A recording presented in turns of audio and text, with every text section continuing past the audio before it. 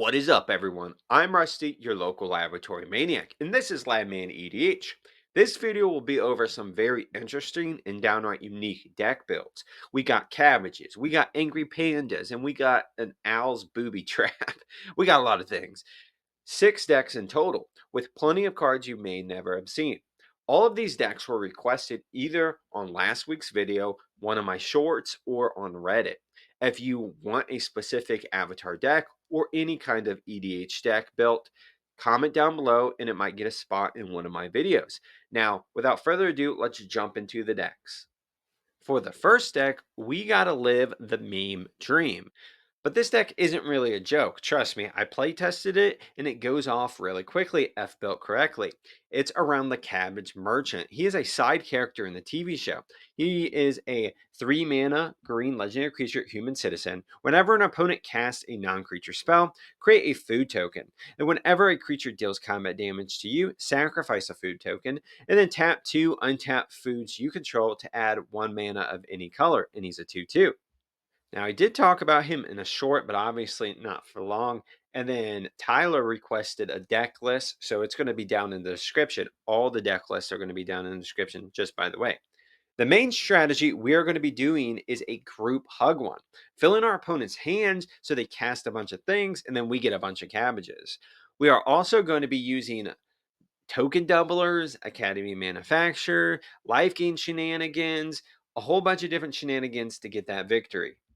The cabbage merchant, also known as Kai, is from the Earth Kingdom. Starting a business as a simple cabbage vendor, he had a cart that was constantly destroyed by the Avatar and his gang of friends. He eventually founded the Cabbage Corps, which mainly produced automobiles for some reason and other technologies decades after we originally see him. So, of course, come out with the Legends of Korra and it kind of expands on the lore. And yeah, he became a pretty popular business guy. Now, outside of the modern day Cabbage Corps headquarters, a metal statue of Kai with a cabbage in his hand next to a cart full of cabbages can be seen. Now, normally I don't include this in the video, but I'm going to start doing that so you guys get a better understanding on where I'm coming from so you guys can do this on your own. I do this for my Patreon videos. I go in high detail for those videos. I'm not going to go as much detail, of course, for this because we're going to talk about a bunch of decks.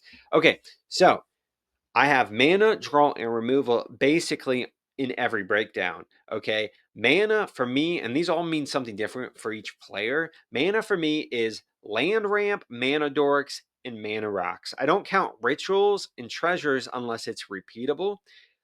Draw, I consider a single instance of drawing 3 or more, or a repeatable instance of drawing 1 or more. Okay, I don't consider cantripping drawing. And then removal is something that deals with an issue on the board or stack. Destroy, exile, counters, or bouncing. Those are the things that I consider removal. So for this deck in particular, I had 22 mana producing stuff, including our commander actually produces mana. So we're going to be very good on mana. And then draw 13. Now for mana, I usually do around like 15. So there's more than normal. Draw, I got 13 things that draw. We're in green. Green draws plenty. Removal, we are a little light on removal. I would probably maybe put a few more if you can. I have it at 7. I normally want it around 10. Now, food related stuff. This is where it gets kind of specific for the deck. I wanted at least 15 food related things and I wanted some life gain shenanigans because we are gaining a lot of life. So I got 15 food and 6 life gain, and my life gain spells are like game enders. I don't have like small little life gain. And then for lands, we have 37 total, and I do include MDFCs in that breakdown. In green, there are about 10 cards that get you things when your opponent is casting something, like Arasta of the Endless Web and Lurking Predators. Now, Arasta is a 4 mana green legendary enchantment creature spider, has reach. When an opponent casts an instant or sorcery spell, create a 1/2 green spider creature token with reach, and it's a 3/5. And now, if you haven't played against lurking predators, count yourself lucky. It can be brutal to play against, especially against those dragon players. It's a 6 mana green enchantment. Whenever an opponent casts a spell, reveal the top card of your library. If it's a creature card, put it on the battlefield. Otherwise, you may put that card on the bottom of your library. So both of these get us stuff. We're going to be helping our opponents get stuff with the group hug strategy, of course. So hopefully these trigger a bunch of times. Our mana is basically divided into almost two categories, either food based or group hug based. We, of course, have Soul Ring in here, but here's a few examples of food based ones. And I should say, it's only been a couple years since food has been out. They have so much support now, even in mono green. For example, Eleanor Garner, it's a 4 mana green legendary creature, halfling scout. When it enters, you create a food. Then at the beginning of your end step, if you sacrifice the food this turn, you essentially rampant growth. You get a land, basic land, put it on the battlefield tapped, then shuffle, and it's 2/4. And then you got something like Trail of Crumbs. It's a 2 mana green enchantment. Whenever it enters, create a food token. Whenever you sacrifice a food, you may pay 1. If you do, look at the top 2 cards of your library. You may reveal a permanent card from among them and put it into your hand. Put the rest on the bottom of your library in any order. Quick lore tidbit. I'm not sure if you're familiar with this, but Eldraine was actually the first set that really had foods, and their food can become sentient. There are people that can literally bake sentient life. That is my worst nightmare as a kid. Toy Story messed me up. I had to treat all my toys nice because they might like come to life and kill me. So now the food I'm eating could have a family. That is just crazy. Now, there's actually a story in the trailer for Eldraine, and basically, this girl right here, you see on the screen, this little gingerbread girl, she had a husband that she was baked with, or maybe it wasn't. I don't know how the marriage laws on Eldraine are, but they were born together, and the Garuk, the planeswalker, is like having a fight with all these people, ends up eating her lover, and she just now hates planeswalkers. When are we going to find a follow up to that story? Is she going to be the next Nicol Bolas where she's stealing people's sparks? Who knows? But don't worry, we're going to benefit from the group hug. Root Reaver Dryad is a 3 mana green elf druid. When it enters the battlefield, each opponent may search his or her library for 3 basic land cards. Then each put one of those cards onto the battlefield tapped under your control, and put the rest tapped on the battlefield under their control. Then each player who searched shuffles. It's a 2/1. So I've talked to the people in the Discord about this because I play this card in some of my decks. It gets you 3 mana for 3 mana. That's almost the best. Of course, your opponents will probably, if they're not mono green, they might pick a color you don't care about. But it is getting you a lot of mana, and it gets your opponent's mana. Not as much mana as you get, but that technically, they get 6 mana between them, and you only get 3. So but I really love this card. It has always worked, and it also says each opponent may search. I've never had an opponent not search. And a lot of our draws also group hug, like Rites of Flourishing is a 3 mana green enchantment. At the beginning of each player's draw step, that player draws an additional card, and then each player may play an additional land during each of their turns. Here's one of our WinCon packages. It's a life gain package. Like I said, we only have 6 cards in here that care about life gain, but they're going to be very impactful. For example, Fangren Marauder is a 6 mana green creature beast. Whenever an artifact is put into a graveyard from the battlefield, you may gain 5 life as a 5/5. This obviously includes your opponent's stuff as well, but every time we sacrifice a food to gain 3 life, we're actually going to gain 8 life with this. And I don't know how you feel about life gain, but life gain is one of my favorites because for turns 4, 5, and 6, you're kind of just chilling. Everyone's building their board state. Why not gain a bunch of life while you're waiting? That 2, 3, 4 life per round will really add up over time. Now that we're gaining a crap ton of life, we can use something like Blossoming Bog Beast. It's a 5 mana green beast. Whenever it attacks, you gain 2 life. Then creatures you control gain trample and get +X/+X until end of turn, where X is the amount of life you gain this turn. And that potentially is better than Craterhoof because it's going to be repeatable. And sometimes it'll get us what, 12 plus 12 plus 12 and trample. That's pretty good.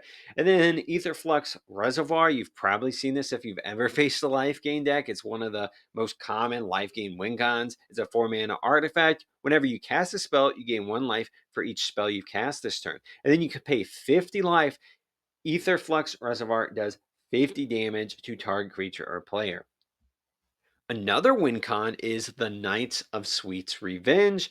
And this is, I love food flavored stuff. No, dang it, I can't stop these food puns, but I love the flavor of them. They're really good. It's a 4 mana green enchantment. Whenever it enters the battlefield, you create a food token, and then foods you control get tap, add a green. And then you can pay 7 green, sacrifice Knight of Sweets Revenge. Creatures you control get plus X until end of turn, where X is the number of foods you control. Activate only as a sorcery. When I was playtesting this, I ended up getting at 1.40 food. So all your creatures get plus 40 sounds pretty good. And now all your food are mana ramp. That's pretty good. Of course, your commander, you can tap 2 to add 1, but this tap 1 to add 1. That's pretty good. And of course, one of our win cons is Displaced Dinosaur. I've talked about this guy a few times in past videos, so I'll be brief. He makes historic permanents come in as 7/7 dinosaurs in addition to the other types. Artifacts are historic. So each food's going to come in as a 7/7 chicken dino nugget. And you also have Hellsin Emerald Archdruid. It's a 4 mana green legendary creature elf druid. You pay 1, until end of turn, target token you control becomes a green bear creature with base power and toughness 4/4 in addition to its other types and colors. Then you choose a background. Obviously, we're not doing that. And it's a 2/4. So, okay, pay 1, make my food a 4/4, make another food a 4/4. How many times are you going to do that until you just win the game? Our last win con will be essentially having the biggest creature that we can and swinging for game. Ageless Entity is a 5 mana green elemental. Whenever you gain life, you put that many +1/+1 counters on Ageless Entity, and it's a 4/4. I love the phrase that many in Magic the Gathering because it's always so powerful. Okay, each food we sacrifice gives this guy 3 +1/+1 counters. How many food are we going to need to sacrifice to make this 100? Who knows? Then Feasting Hobbit has a hilarious ability that makes him huge. He is a 2 mana green halfling citizen. He has Devour Food 3, which means as he enters, you sacrifice any number of foods. Then he enters with that many times 3 +1/+1 counters. So if you do 10, he gets +30/+30. And then creatures with power less than Feasting Hobbit's power can't block it. And it's a 2/2. He's literally devouring food and getting so big, no one can block him. That's amazing. And for extra cabbage flavor, I believe on the 17th, go ahead and grab the secret layer that they're coming out with. Not all of them can be in this deck, of course, but you got to get that Nature's Claim in here.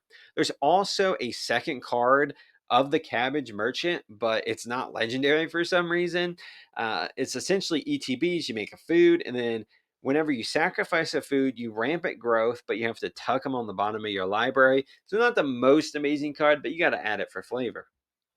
Now, I'm going to include a few slides of cards I did not have in the deck, but I did consider. So you may be able to do this if you want to do a budget switch or however you want. Now, Multani Marrow Sorcerer was one I really wanted to put in there. He has Shroud, and he has power and toughness equal to the total number of cards in all players' hands. So if you're allowing them to draw the bunch, he's going to be huge. And then you also have something like Wandering Archaic. I just couldn't fit a 5-drop in here. For this ability. However, it says whenever your opponent casts an instant or sorcery spell, you may pay. They have to pay 2, and if they don't, you copy that spell and you choose new targets for the copy. Also has a backside, but it's really this front side that I cared about. I didn't include it, but you totally could. And since you're doing the group hug thing, I think Turbo Fog fits pretty well with group hug. I don't know why those two just mesh because your opponents are going to have a lot of creatures, but it doesn't matter because you just fog them. Arachnogenesis is one of my favorites. And you could throw in more removal, like I said, and more protection if you wanted. Asceticisms are a really good one. I don't see that often played. It's a 5 mana enchantment.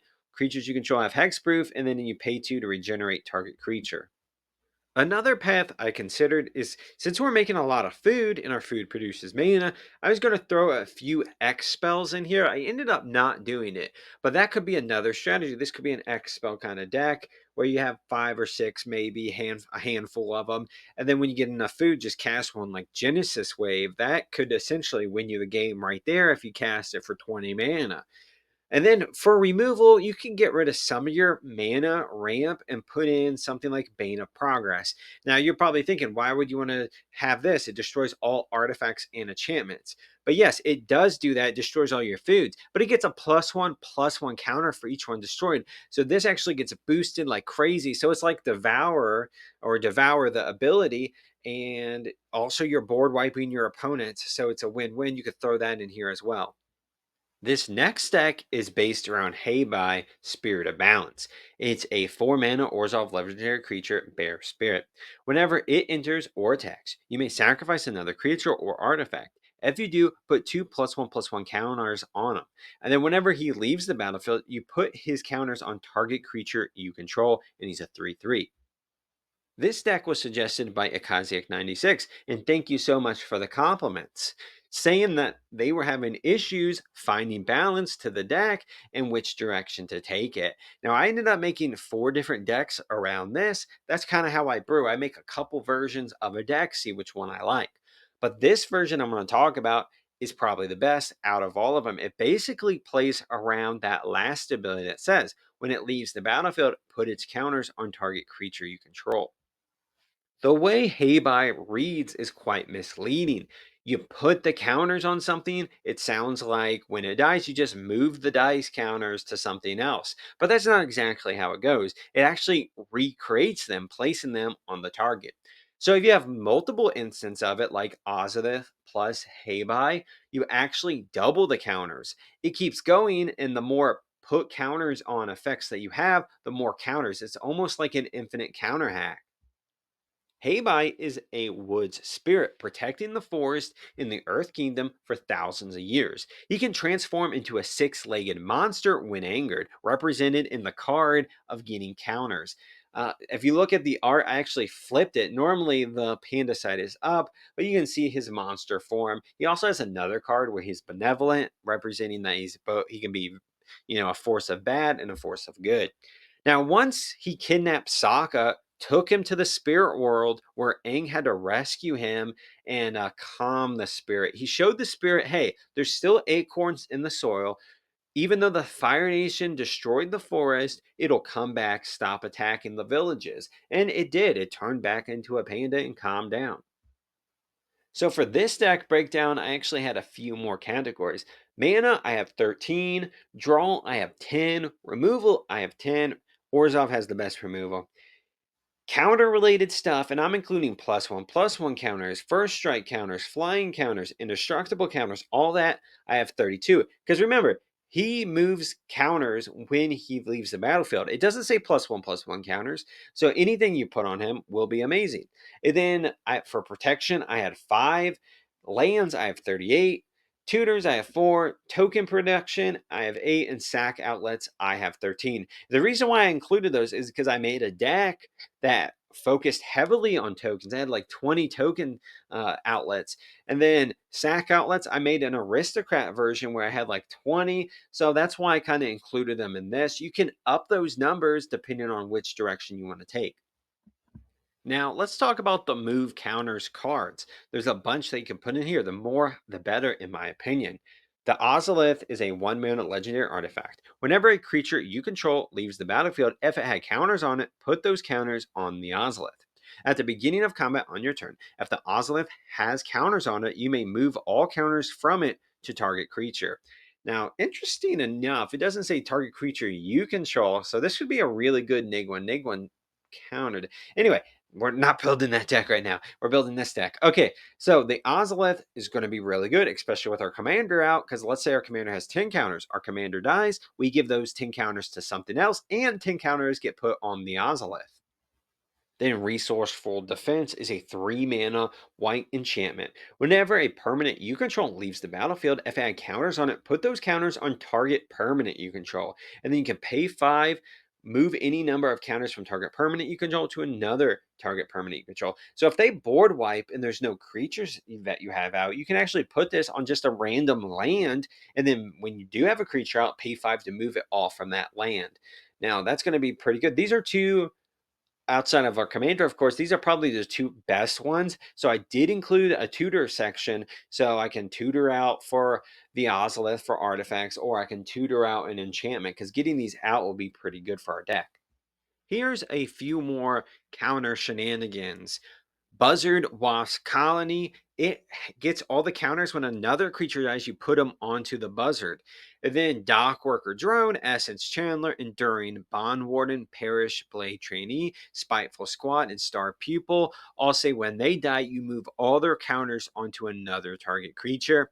Selfless Police Captain only moves +1/+1 counters when it dies, and these all have other abilities, but those are the ones we really care about. And you can put as many in the deck as you want. I didn't put all of them. I think there's a total of like 15 to 20 cards that do this, but you want at least 2 or 3 or 4 on the field. So you're essentially, when you one thing dies with 10 counters, you put 10 counters on like 3 different things. And then it just kind of proliferates from there. And no, we don't have a lot of proliferate in this deck because we really don't need it. This ability proliferates all on its own. Now, probably the best creature to have to move counters around. Of course, all of those are good. However, Reluctant Role Model is one I will highlight. It's a 2 mana creature, human survivor. At the beginning of your second main phase, if Reluctant Role Model is tapped, put a flying, lifelink, or +1/+1 counter on it.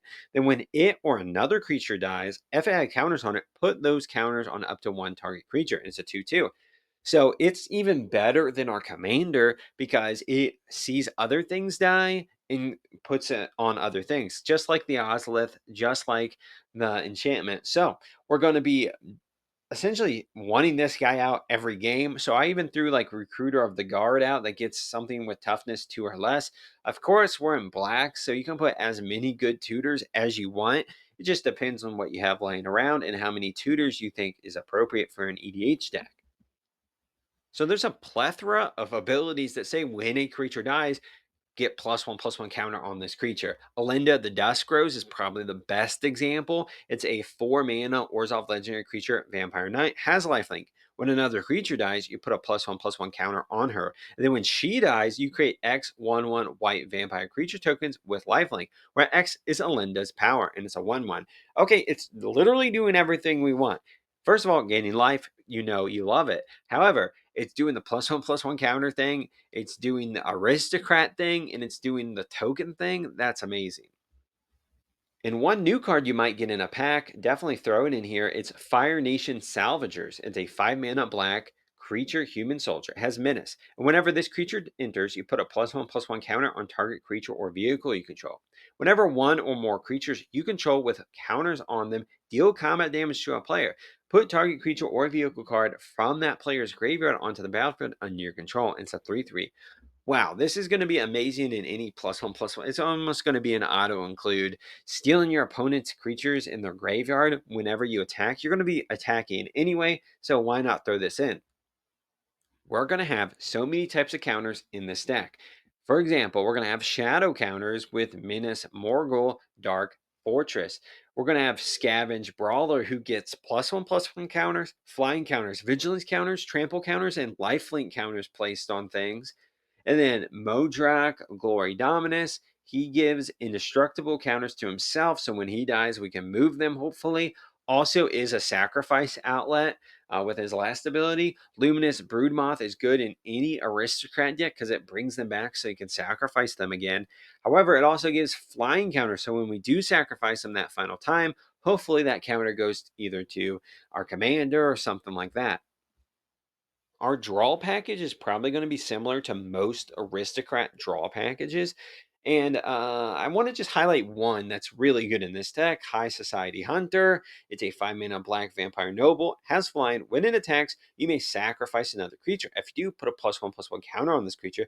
When another non-token creature dies, draw a card. And it's a 5/3. A lot of those aristocrats say non-token. Just keep that in mind. But this is a sacrifice outlet, a draw outlet, and it also gets +1/+1 counters placed, so it's perfect for this deck. And since we're going to hopefully be getting huge creatures, I did put a lot of Power Matters cards, which there's plenty in black. Shadowheart is a 4 mana black legendary creature, human elf cleric. You pay 2, tap it, sacrifice another creature. Draw X cards, where X is that creature's power, and it's a 3/4. So that's going to be really great in our deck. It draws and is a sack outlet and cares about power. So tokens are good for sacrificing, obviously in aristocrat style. But for this deck, I would focus on using tokens to be sacrificed to our commander specifically. And that's because we don't always want to sacrifice our big creatures that we're putting a bunch of +1/+1 counters on, unless we have a lot of cards on the field that say, when something dies, put its counters on things. Because if we have multiple, then we could just kind of multiply the counters almost as many times as we want. But like I said, tokens great for the commander to be sacrificed to him. Essentially, these are our token bamboo for our panda here. Felisa Fang of Silverquill is a really good one in this deck. It's a 4 mana Orzhov legendary creature, vampire wizard. Has flying, has mentor, so it gets put +1/+1 counters put on things. Whenever a non-token creature you control dies, if it had counters on it, create X tapped 2/1 white and black inkling creature tokens with flying, where X is the number of counters it had on it. It's a 3/2. A lot of our token production is going to produce a lot of tokens at once, not just one at a time. Then you got something like adipose offering, which I don't know if you're aware or not, but adipose just means fat in the medical field. So if they have a bunch of adipose tissue, it just means they have fat tissue. And so this card's essentially the ketone diet card right here. It's a 4 mana white alien, has a merge for 6. And whenever it enters the battlefield, create a 2/2 white alien creature token. If adipose offerings a merge cost was paid, you create X of those tokens, where X is the sacrifice creature's toughness into 2/2. Okay, so the more if you sacrifice it, you take their fat, I guess. I don't know. This is a Doctor Who card, so I don't know the lore behind this. I should look that up. If I do end up looking up, it'll be in the next slide. But so we're gonna make hopefully 20, 30 of those. When I was playtesting this deck, I ended up making a lot of fat tokens. Okay, I know this is an avatar kind of video, but I had to look it up, guys. I had to look up. Now, the adipose are also known as Adiposians, which is a race of vaguely humanoid blobs of fat. Now, young adipose were hand sized marshmallow shaped beings composed almost entirely of fat. They weighed at least 1 kilogram, as Roger Davy, who used the adipose pills, said it was the exact amount of weight he lost each night.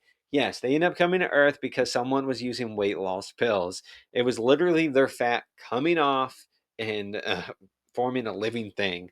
They had 2 eyes and a mouth, 2 arms and webbed feet and hands, 2 stubby legs, and they are essentially harmless. They can become fat through other ways by digesting muscle and tissue, but in general, they're just harmless weight loss tools, I guess, in Doctor Who. Now, my goal in building this version of the deck was to get as big of a creature as possible. And of course, you can swing in for a game if you want, or you can use something like Rite of Consumption. It's a 2 mana black sorcery. As an additional cost to cast this spell, sacrifice a creature. This spell deals damage equal to the sacrifice creature's power to target player. You gain life equal to the damage dealt this way, so it's life gain and dealing damage to your opponent. Normally, when you see a black spell, it's usually life loss, not damage, so that's pretty interesting. And then, of course, you can obviously animate your lands, and this can be pretty useful in a few ways. One, they're hard to deal with unless your opponent has like a ghostly quarter or strip mine in play. You can animate one of your lands when one of your creatures dies, put it on there, and then save it for later. Shambling Vince is one of the best because it becomes a 2/3 black and white elemental creature with lifelink. So if you make this guy a 20/20 or something like that, it has lifelink, so that's pretty good. Like I said, I built 4 versions of this deck. So let's go over some of the versions of the deck I did not go down. So you, in case you didn't like that one, you can go down the other ones. I love to give options. For example, I made a modular base deck. Now, modular is an ability just like the Ozolith almost, except for you put its +1/+1 counters on target artifact. So it only works for +1/+1 counters and it has to target an artifact creature. So keep that in mind.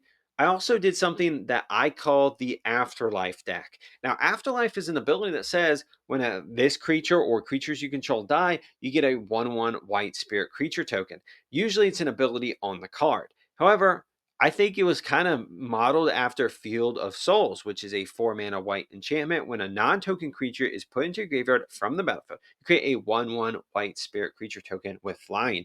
So essentially, as your sacrificing thing is like more heavily based on the aristocrat style, as you're sacrificing one creature, you get two, three, four, because it's going to have I think I put like 20 or 30 cards that deal with that. So you're almost you destroy one creature, you sack one creature, you get four or five. So it kind of proliferates like that, kind of like the counters do in the original deck.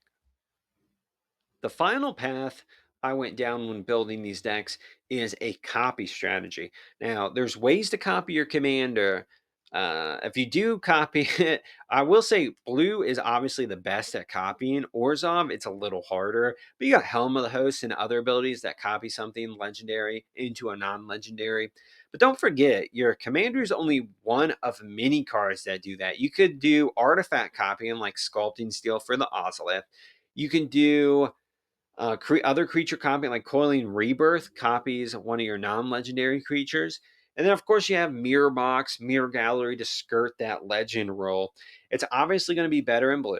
But I didn't want to make a Hei Bai deck as a secret commander. I wanted the Panda to be at the forefront for you. So that is one strategy you could go down. So for this next deck, it's my Booby Trap library deck. Now, Booby Trap, and we'll talk about it, of course, in detail, is a strategy where you essentially want to do a bunch of damage to your opponent by knowing the top card of their library. I do have a Sharoom deck based around this in papers, and it's a pretty successful deck. The whole goal of the deck is to booby trap someone and do 40 damage to them. And we'll get into that. Let's get into the commander and the reason why I think this is going to be great. Wan Zitong, All Knowing, is a 5 mana blue legendary creature, bird spirit. Has flying. When it enters, target non land permanent owner puts on top of their library, second from the top or on the bottom. Whenever one or more cards are put into a library from anywhere, create two 1/1 colorless spirit creature tokens with this token can't block or be blocked by non spirit creatures. And it's a 4/4. So, in the command zone, from my knowledge anyway, tucking something on second from the top or on the bottom of the library has not been a thing that's ever been done. Also, making 1/1 spirits with essentially shadow, spirit shadow is what they should call it. And if you don't know this about the lore, those spirits are actually little foxes. If you like foxes, my dog, I named him Fox. He's obviously not a fox, he's a husky, but still, I love foxes, so I really like that. And this was actually suggested by a bunch of people. They really like this idea.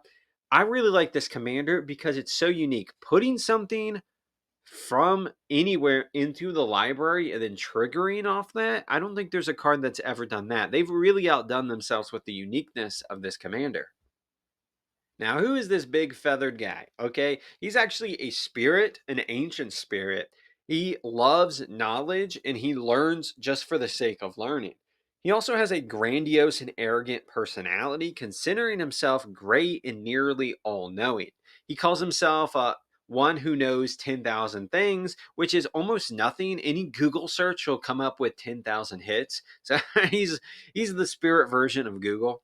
Despite this self aggrandizing, he initially wanted to share all his knowledge with humanity, believing that others could benefit from his vast book collection.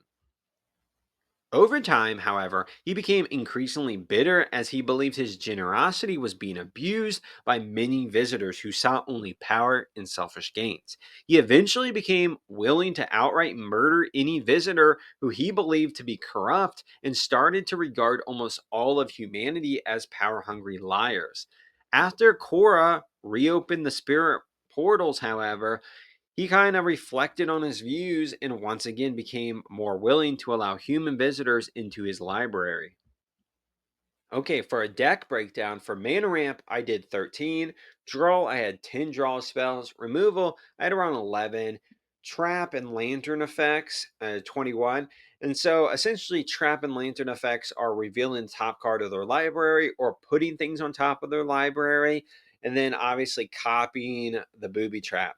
And then so that's 21. And then tutor, I had 6 because you really want to get booby trap out in some adjacent cards. So tutoring will be very important. This is kind of a secret commander deck after all. I will say, even though some of those numbers look low, this is also like has a sub theme of blinking. So one, flicker effect could be a draw spell. It can be a removal spell. It can be mana ramp. Okay, so keep that in mind. So booby trap is a 6 mana artifact. When it comes into play, you name a card other than a basic land. And then basically, whenever an opponent draws, they have to reveal it. If it's the named card, you sacrifice Booby Trap and it deals 10 damage to that player. So the goal of this deck is to get Booby Trap out. Sometimes I name a card I know they do not have in their deck. And then I play a bunch of copy spells to copy Booby Trap and then hit them for 10, 20, 30. My goal is to hit them for 40. I still have never done that, but it would be pretty cool. Also, something you can do is play a lot of recursion. I have some in this deck I'll show you, but after Booby Trap, it sacrifices itself technically, so you need to get it back onto the field, name another card, do another 10 damage. And if you wanted, you did not even need to play a lantern control style deck with this. However, you can if you want.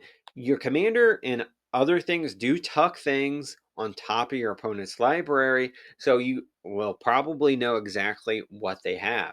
However, there are cards like Lantern of Insight that reveal the top card of your opponent's library. And one way that'll be beneficial is we're going to play some stuff here I'll get into a second where you mill the top card of their library. So if they have something on there you do not want, get rid of it. River Churn Monument is an example of that. You can tap one, tap it, any number of target players each mill 2 cards. And speaking of milling 2 cards, of course you put your opponent's card, whatever it is, second from the top. So if you make them mill 2 cards, they mill the thing you just tucked. Altar of the Brood is a perfect combo with this commander. It's a 1 mana artifact. It says whenever another permanent enters the battlefield under your control, each opponent puts the top card of his or her library into his or her graveyard. So you're making 2 spirits every time you tuck something. So your commander's out and altar's out. You tuck something second from the top, you make 2 spirits. The spirits trigger, get Altar of the Brood triggers ×2. So they mill the card, you literally just put plus an additional. So that's pretty good. You definitely want to put this in this deck. When it comes to recursion, when it comes to tutoring, when it comes to drawing, you kind of want to focus in on ETBs because, like I said, there are a lot of blinking effects in here. Archaeomender is a 3 mana blue human wizard. When it ETBs, you return target artifact card from your graveyard to your hand, and it's a 2/3. And of course, you know about the mages, Trinket Mage, Trophy Mage, all those. But there's also Loyal Aventer.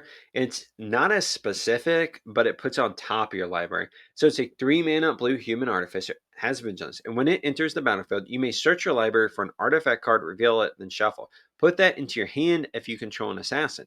Otherwise, put it on top of your library and it's a 2/3. So blink this, get your booby trap, blink it again, or maybe you blink first, or you play it, get Conjurer's Closet, get that out, blink it again, get Booby Trap, blink it again, get your Lantern, or what have you. A lot of our draw package are what I call coastal piracy effects. Essentially, our spirits cannot be blocked, so unless they are playing spirits themselves, which is kind of rare. So we will swing at an opponent who doesn't have spirits, and then use something like Enduring Curiosity, where it says whenever a creature you control deals combat damage to a player, you draw a card. So if we attack them for 3 creatures, 3 spirits, we get to draw 3. That's pretty good. And then, of course, there's other cards other than Lantern of Insight, like Wizened Snitches, which I love that name, by the way. It's a 4 mana fairy rogue as flying. Players play with the top card of their library revealed into 1/3. So you always see the top card, so you do the booby trap thing. And one reason I bring this up is because there's cards that specifically tutor for fairs. There's cards that specifically tutor for 4 CMC cards. So you can play those because you're not going to have black in this deck, of course. So you have to really kind of be creative when tutoring for a specific creature type. One fun combo you can throw in here, you don't have to, is essentially the tunnel vision combo.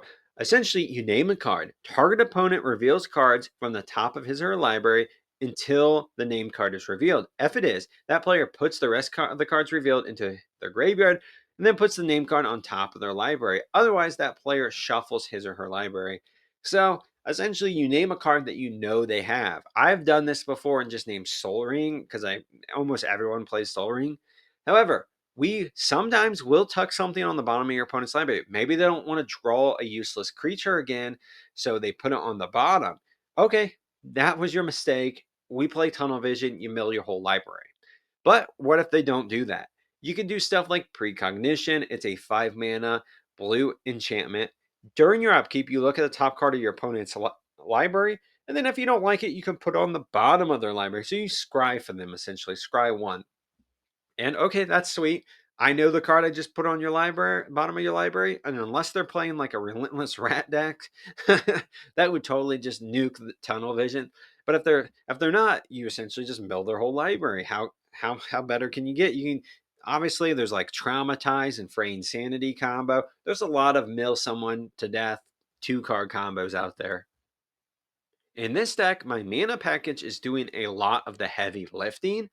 For example, Academy Ruins is a legendary land that tasks for colorless, or you can pay 2, tap it, put target artifact card in your graveyard on top of your library. So that's pretty good. Essentially, you get your booby trap back every turn if you want it. Obviously, this also combos with Mind Slaver if that's something you want to do. I even put a few of the maps in here, like World Map, Expedition Map, that specifically gets a non-basic land, so you can always get these guys out. Making copies of our trap will be a good sized portion of our deck because one trap isn't enough. Remember, we're going for that 40 damage all in one turn. Now, Stolen Identity has the Cipher ability and it also creates tokens of any target artifact or creature. We can do our booby trap, we can do our commander, we can do whatever. But it works really well with our spirit tokens because they can't be blocked unless your opponent has a spirit. Now, Cipher says when you cast it, you exile this spell encoded onto a creature you control. Then, whenever that creature deals combat damage to a player, its controller may cast a copy of the encoded card without paying its mana cost. So, for free, we get to copy our booby trap yet again. Esoteric Duplicator is another really good card because we sacrifice our booby trap.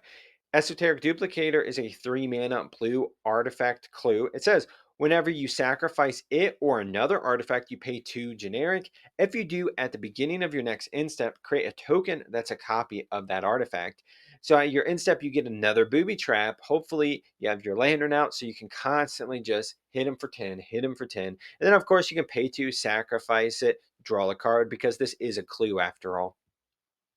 For the other decks that I played or designed for this deck, I did a heavy blinking deck. And by heavy, I mean I had like 30 ways to blink my commander. I didn't have any other tuck abilities, just my commander. That way I can pay 1, blink it, tuck something. Really efficient. And then I had a lot of spirit tribal things to make my tokens huge. And since they're unblockable, that was the way to win.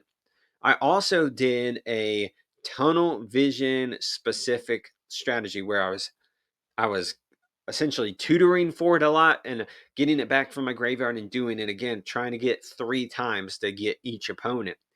Now, here are a few other cards that I did not put in the deck for a few reasons. Field of Dreams is just like Lantern of Insight. It reveals the top card of each player. However, it is like $200 because it's an old Legends card. It hasn't been reprinted. It might be on the reserve list. I'm not sure. And then you can throw in a lot of those artifacts that when they die, you get another artifact. But like I said, I have Academy Ruins, I had Buried Ruins. So I was focusing more on those, but you could totally throw those in here. This next deck is going to be a 2-parter. I built essentially 2 different decks. with two different strategies, but all with a single goal of using Walls of Ba Sing Se as the secret commander. It's an 8 mana legendary artifact creature wall, has defender, and other permanents you control have indestructible, and it's a 0/30. So the goal of this first version of the deck is to make obviously get the wall out and then make another one using clones, at least two. You probably want a whole bunch of them to make a huge circumference around your board state. That way no one can touch you. Now, we're eventually going to use the wall of bossing and say to also win, not just for protection. But I will note that it doesn't have indestructible itself. It technically only gives indestructible, but if you have two of them, then they both will be indestructible. So that's the strategy of this first deck. Now, the Wall of Ba Sing Se obviously surrounds Ba Sing Se, the capital city of the Earth Kingdom. Now, what has happened and who has ruled there has waned for thousands of years. But when we first see it in season one, basically, it's ruled by a dumb king, but the Dai Li agents, which are like the Secret Service agents, the police force of the city, is ruling it. It has multiple walls in within the wall, and that kind of separates the caste system that they have to maintain order as they like refugees poured in from the war. That's how they maintained order. Now, it's known as the impenetrable city. That's what Ba Sing Se actually translates to, but it has been broken into 4 times. Twice by Uncle Iroh, once by a Fire Nation drill, and then once by the Dai Li agents themselves. It was kind of a whole they turned on the city, blah blah blah. Now the wall is 600 feet tall, and it has actually the guards, which man it 24/7, have homes built into the wall. Now, I know what most of you are thinking. One of the commanders are going to be one of these guys. They make up the vast majority of defender and wall decks, but we are not going to be using them, not because they're bad, they're actually pretty great, almost too great. They sometimes even build themselves. So I want this deck to be something unique. That's why I went the clone strategy. And I know what you're thinking. How are we going to make a clone of a legendary? Well, there's 1,000 ways nowadays, especially if we use blue to make them. So we're going to go with a soul tie build for this first one. Akira Shidiki, the Usurper, and Sakashima of 1,000 Faces are going to be the commanders. Now, Akira Shidiki, the Usurper, is a 5 mana Golgari legendary creature, Snake Wizard, has menace. Whenever a creature you control deals combat damage to a player, you gain life equal to that creature's toughness, and as partner, it's a 3/7.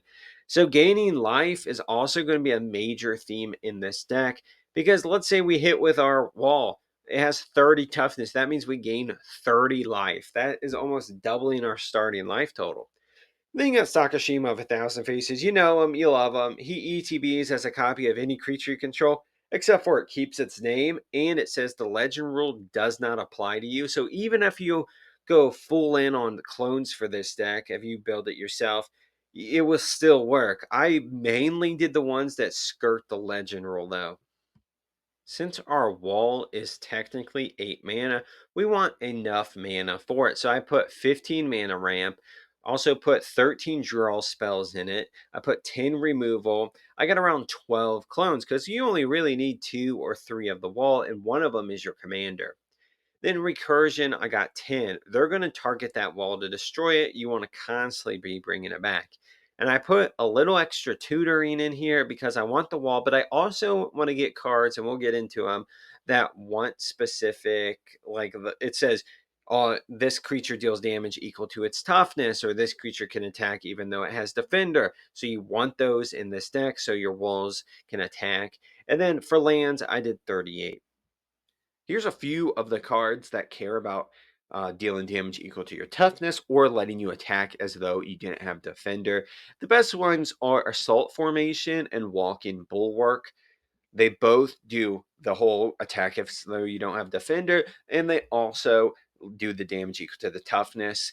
And one thing I will highlight is the Pride of Hallclad. It doesn't do the toughness damage thing, but it does do the defender thing. But it boosts the creature, so if it ends up doing damage, you draw equal to their toughness. So that's, you know, I mean, drawing 30 cards if you do damage with that.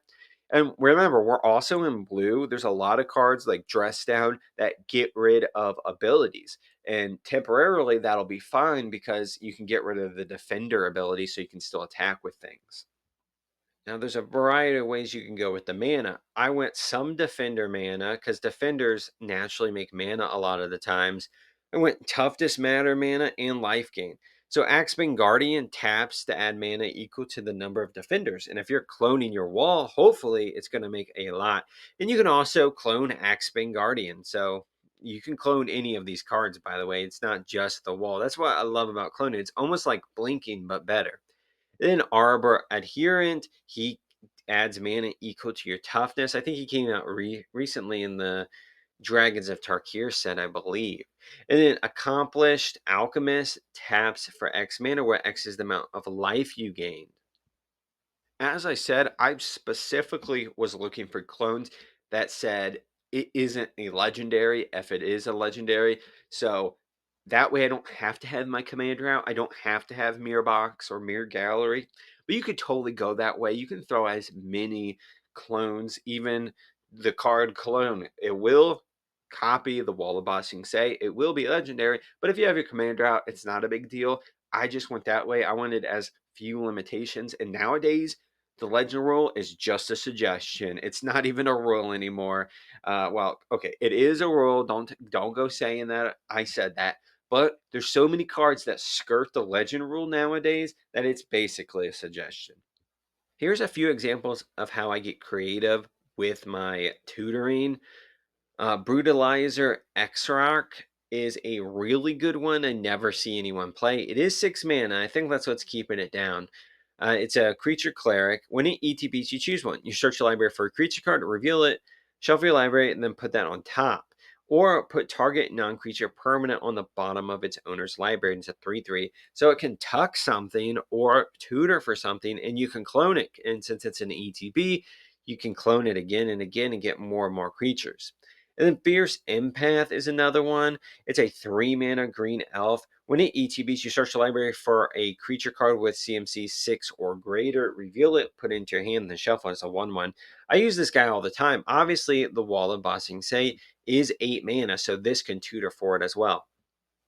Now, I consider Last March of the Ents kind of like a Rise of the Dark Realm or Craterhoof. It's essentially if you play it, you're automatically going to win. It is 8 mana, so that should have a huge impact. But they could technically whiff, I guess. But in this deck, it'd be really good. It's a 8 mana green sorcery. This spell can't be countered. Draw cards equal to the greatest toughness among creatures you control. Then put any number of creature cards from your hand onto the battlefield.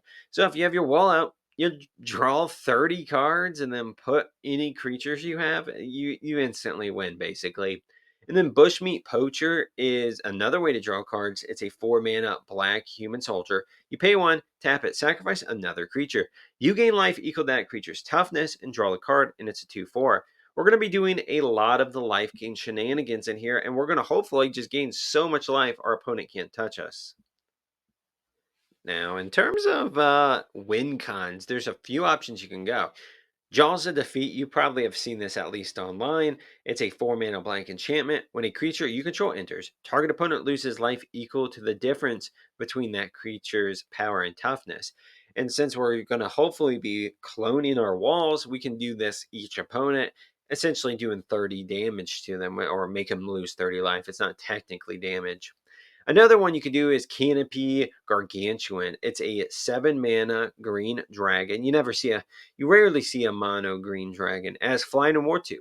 At the beginning of your upkeep, put a number of +1/+1 counters on each other creature you control equal to that creature's toughness, and it's a 7/7. So our wall would become a 30/60, you know? So even our small walls that are like 0/4s or 0/3s, they become three sixes or 4/7s or whatever. They become huge. And then you got something like Aetherflux Reservoir, which I've mentioned earlier, but still, it's a really good card. Do 50 damage to something? Okay, yeah, sure.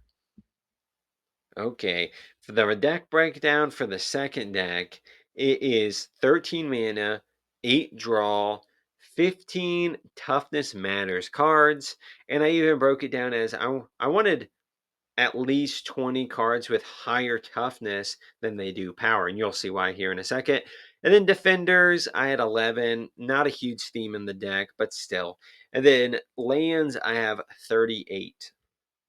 For the deck, Plagon, Lord of the Beach, is the commander. It's a 3-mana blue legendary creature, starfish wizard. When it enters, draw a card for each creature you control with toughness greater than its power. Then you pay a hybrid Azorius mana. Target creature you control assigns combat damage equal to its toughness rather than its power this turn, and it's a 0/3. So, one thing about this is you don't really want defenders because defenders can't attack. And since your commander can switch toughness like crazy, you just want higher toughness. That's why I included that in the breakdown. Now, I will say two things about this commander. One, there is no lore behind him. And there's no lore behind him because he's from Jumpstart. I don't know if you've been paying attention to Jumpstart, but whoever designs those are the best magic designers ever. The Jumpstart, even in the Avatar Jumpstart, some of them are way better than any of the cards in the set. So kudos to them. Keep doing what you're doing. Get those people also working on sets now because they have a lot of good creative ideas. Like I said, you don't really need the whole deals damage equal to toughness things, but you do need the defender thing if some of your walls, are around, but really just for the wall of bossing say. So you got high alert, which is probably the best. I put in a few enchantment tutors just to get this out. It does the toughness thing, of course. It also does the defender thing, and it can untap something. Then you got Warmonger's Chariot, which I talked about earlier. It's that equipment. You got Rolling Stone, says walls can attack as though they weren't walls, but now it's as if they don't have defender. It was reworded. You got Animate Wall, which literally is exactly what it says. Guardians of Oboro, essentially, if they're modified, they can attack as though they didn't have defenders. So if we get some counters on them, or if we equip them with a Swiftfoot boots or something, and the walking guy, we've already talked about him too. So there's some overlap between this deck and the other deck, obviously, but still. This runs a lot different when I was play testing it. I like this one, especially since your commander draws you cards. Having card draw or mana ramp in the deck as the commander is really great. That's why I went. If you looked at my breakdown, this probably has the lowest amount of draws because you always have access to your commander. Of course, I threw tutors in here too. Transmute is really good. I can't hype it enough. Now, transmute abilities are only in blue and black, and black doesn't really need them because it has enough tutoring. So, blue is really what you're looking for when you look for transmute. Just Google them, go to Scryfall, look up transmute in blue, and you'll find some good. I think I learned it from watching Demo, I believe. He suggested it. Then you got something like Hall of Heliod's Generosity, you got Academy Ruins, you have bringing back enchantments, bringing back artifacts from your graveyard, because your opponent's going to obviously take out your wall, so you want to bring it back with Academy Ruins. Someone's going to take out your High Alert, bring it back with Hall of Heliod's Generosity. Our land base in this is doing a lot of work as well. Now, one reason I went white for this deck is because it has cards that say this creature can block any number of other creatures. So, something like Entangler, which does that, is a white aura. So, you attach it to your wall of Bossing Say. Now, it can block any number of creatures. It has 30 toughness, so it can block up to 29 damage without dying. And then I also threw in stuff that cared about low power. A lot of our stuff has 0 power. So something like Smile at Death can get your commander back. It can also get a lot of your walls back, like Wall Bossing Say. It's a 5-mana white enchantment. At the beginning of your upkeep, return up to 2 target creature cards with power 2 or less from your graveyard to the battlefield. Put a +1/+1 counter on each of those. So it can get 2 walls back every turn. That's pretty good. Now, I didn't go this way with the deck list. However, you can put in a lot of cool, just castle fortification style cards like Castle, which is a 4 mana white enchantment. Untapped creatures control get +0/+2 when not attacking. You got Builder's Blessing that does similar things. Then you have instant speed ways to do it, like Bar the Door. You can do a whole kind of building castle fortification thing. You can even throw in some room based cards.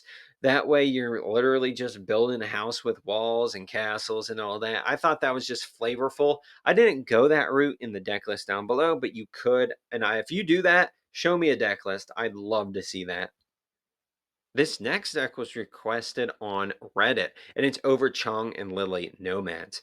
Another Jumpstart commander. What are you guys doing over there? Amazing work. The Jumpstart people are amazing at their jobs. Kudos again.